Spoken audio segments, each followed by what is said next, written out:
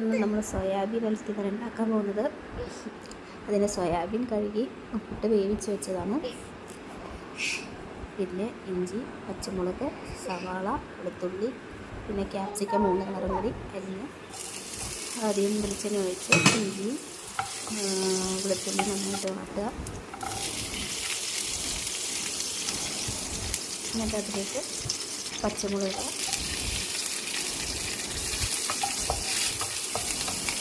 അതും വാടിക്കഴിയുമ്പോൾ അതിലേക്ക് സവാള ഇടുക.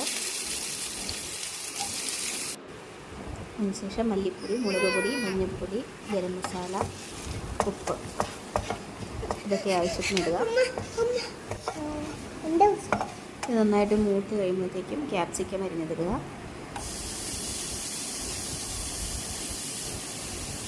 ആവശ്യമെങ്കിൽ ഒരു ടൊമാറ്റോ കെച്ചപ്പ് കൂടി ഒഴിക്കുക.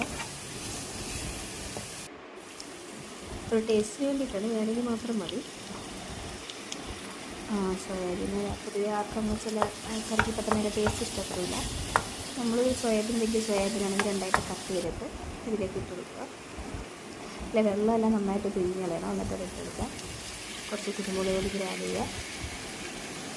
കുറച്ച് മല്ലിയിലിട്ട് അടച്ച് ഒരു 5 മിനിറ്റ്